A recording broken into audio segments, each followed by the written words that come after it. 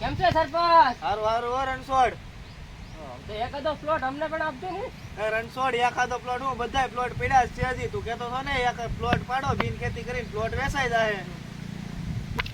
રણછોડ તું કેતો તો આમાં પૈસા મળશે, આમાં શું પૈસા મળે? આ બધાય આવે છે ભાવ પૂછી પૂછીને વહી જાય છે. તારી પાસે કઈક પ્લાન હોય તો કે. એ સરપંચ હજી એક પ્લોટ વેચાણો જ નથી. એ રણછોડ હજી એક પ્લોટ નથી વેચાણો. બધા આવે છે ને ભાવ પૂછી પૂછીને વહી જાય છે. તારી પાસે કઈ પ્લાન હોય તો કે, તો પ્લોટ વેચાય. સરપંચ મારી પાસે એક પ્લાન પડ્યો છે. જો રણછોડ કામ નું હોય ને તું જ કેજે. વાહ રણછોડ વાહ. જો રણછોડ આમાં આપણને ફાયદો છો ને તો એક પ્લોટ હું તને આપી દઈશ. પાકું ને? હા પાકું પાકું.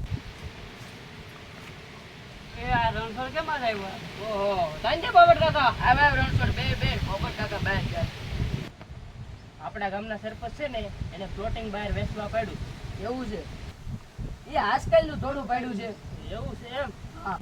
એમાં એવું છે ને કે એની ડગડી છે ને છટકી ગઈ છે પ્લોટ ન વેચાના ને એના કારણે. એવું છે એમ?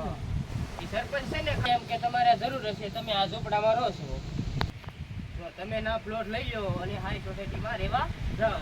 તમારા બે માંથી એકાદનું ઘર તો બંધાય. વાહ રણછોડ વાહ. એ રણછોડ તારી વાત સાચી. મારું નહીં તો મારા ભાણાનું તો થઈ જાય. એટલે તો હું અહીંયા આવ્યો છું. ઈ કઈ બહાર પાડ્યું એને?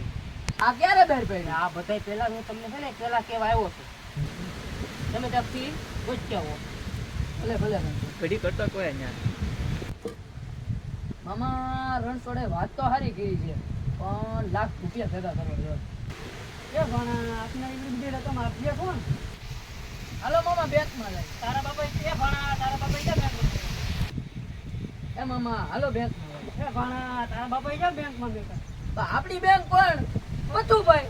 એનો લોખર ફો. હાલો પતુભાઈ.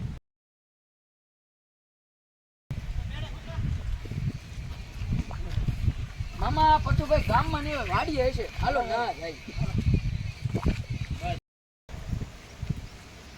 મામા પતુભાઈ તો મેળે બેહા. આવો આવો અહીં બેહવા વઈ આવો ભાઈ. હાલો મામા જાય. પતુભાઈ થોડી પૈસાની જરૂર હતી. બોલને ભૂરા કેટલાની જરૂર પડી? લાખ રૂપિયા. હવે લાખ રૂપિયા જેવું તો તારું મોઢુંય નથી ને તું લાખ રૂપિયા માગે? એ પતુભાઈ થોડીક ઇમરજન્સી હતી એટલે નકર થોડા અમે તમારી પાસે પૈસા માંગવા આવીએ. એ પતુભાઈ ભાણાના પપ્પાને દાખલ કર્યા.